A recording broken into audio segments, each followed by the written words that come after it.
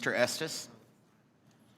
Thank you, Mr. Chairman, and thank you to Commissioner Werfel for joining us today. I mean, we're 60 days out from Tax Day 2024. The Kansans I represent are working through their tax season tasks, whether it's preparing to file their individual tax returns or filing business forms. I mean, the fact is everybody has to interact with the IRS. An agency really should have a customer-focused prerogative that puts American people first and not the own interest within the agency. I'm also concerned about, like my colleagues here, about some of the inflammatory accusations that certain groups of Americans are automatically considered to be tax cheats. My career prior to running for office was looking at how do we provide good customer service, how do we make business operations more efficient. And unfortunately, it seems like a lot of the DC bureaucracies focus more on how to make things easier to push paper or work from Johnny's desk to Sally's desk, instead of focusing on how to be more efficient and meet the needs of American taxpayers and any constituents and provide that quality, timely service.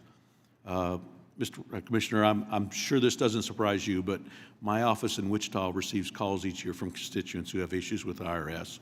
I mean, just this month I received a letter from a small car dealership, issues e-filing their 1099 NECs by January 31st deadline through the Information Retrieval Intake System, or the IRS.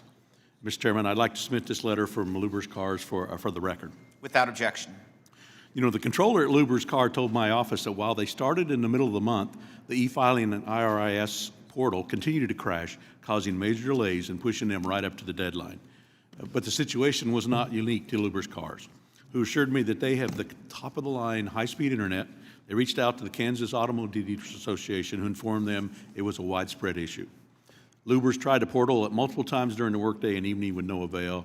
Their CPA indicated that they were receiving calls as well. Finally, around 6 a.m. on January 31st, the deadline, they successfully were able to submit the required 1099 NECs. Commissioner, as you know, the next deadline is March 31st. Are you aware of these issues with the IRS portal, and what are you doing to make sure that this critical tool is ready for the upcoming heavy usage as more small businesses file, now that you've got this money to Absolutely. have these upgraded systems? It's a great question, and it's definitely on my radar screen. It was concerning while it was going on. This is, you know, we have a lot of different portals, tools, technology out there, and you know, anyone who's involved in running these systems will let you know that they don't always perform perfectly. The key is what your reaction time, your speed, your troubleshooting is, and when it happens, do you learn from it so that you prevent that type of mistake from happening in the future?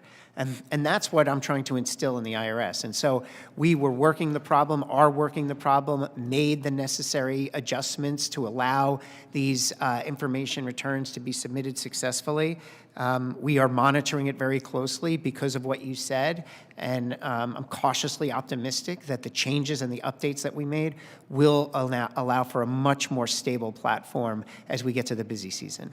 Well, the Luber's controller called the IRS help desk multiple times and couldn't get through. You said earlier you've hired 5,000 new call agents to help with that, and so this letter is just less than 2 weeks ago. And so have all IRS agencies, employees returned to the office for 5-day work weeks since COVID? I know the GAO issued a report this fall that high percentages of offices across all agencies, not just the IRS, had not returned to the office. And what are you going to do, or what are you doing to help make sure that taxpayers who are trying to do the right thing can get through to work with your agents and other employees? Yeah, so first clarify, all IRS employees are working. The objective is to make sure that we're getting the mission done. And when you tell me that someone didn't get through on the phone line, I want to learn more about that and figure out what we need to do. There is a government-wide standard out there in terms of where we stand today, what should be the percentage of in-office work versus remote work. The IRS is generally consistent with that government-wide standard, but we're constantly evaluating any steps that we can take. Sorry to interrupt, but what is that, before I run out of time, what is that governmental standard for the IRS for the number of employees? Well, the government-wide standard is working? 50% is the government-wide standard. So 60% of the employees come to the everyone's office. working, it's 50% on site versus 50% working in some remote location. So how can somebody in a remote location be handling its tax returns? That just seems to me that it's not doing the job that needs to be done to help service American constituents.